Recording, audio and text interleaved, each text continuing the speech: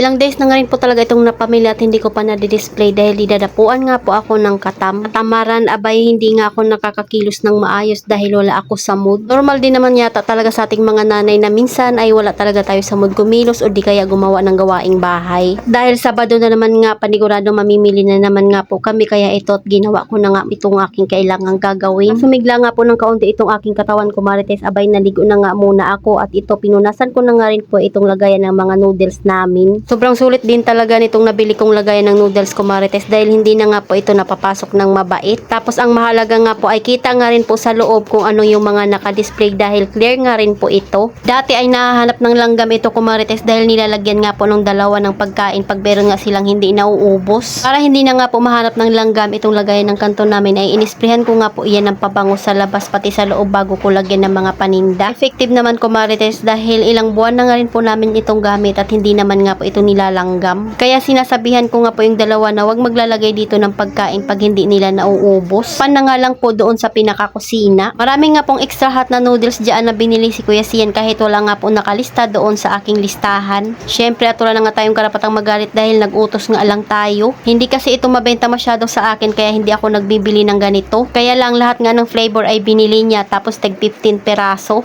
Malakas nga rin yung ulan dito ko, Marites, tapos may hangin pa, kaya naman talaga mas lalong nakakatamad at gustuhin mo na nga lang talagang humiga. Kaya lang pag tendera ka ay wala kang karapatang magpahinga or matulog, lalo na nga pag umuulan. Kasi nga tayo yung tipong naghahabol ng benta para naman nga po may pang grocery pa tayo. Lalo na nga po pag ganitong araw ng Sabado ay talaga namang maraming bumibili.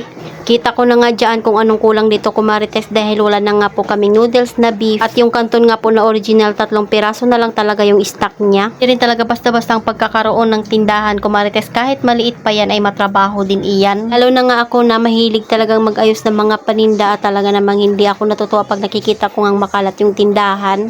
Hapon na nga ko, Marites, abay hindi pa ako nakakapag-exercise dyan. After kong mag-display dyan sa kanton ay pinunasan ko na nga po iyang lagayan yan dahil maalikabok na. At pagkatapos ko naman nga pong punasan, na-isprayan ko lang ng kaunting pabango. Hindi naman na naaamoy ng langgam ito ko, Marites, pero mas maganda pa rin talagang sure tayo. Ilipat na rin natin itong date ng ating kalendar ko, Marites, para naman nga po isakto sa araw ngayon. O diba at hindi mo na nga kailangan bumili ng kalendar taon-taon, abay reusable nga rin po itong ating kalendar. May mga suka na nga rin po pala akong mga pinabili kay Kuya Sian nung nakaraan, kaya ito din display ko na rin. Na nga itong aking i-display, pero yung mga kailangan kong pamimilhin mamaya ay maglilista nga rin po ako. Lalo na nga pagdating sa chichirya, abay madami na nga rin po talagang kulang dito sa aming munting tindahan. O diba at ulit-ulit at ikot-ikot lang talaga yung araw natin dito sa ating munting tindahan at bahay. So ayun lang muna ko, Marites, salamat sa panonood. Follow for more. God bless us at sana i-share nyo na nga rin po itong aking video.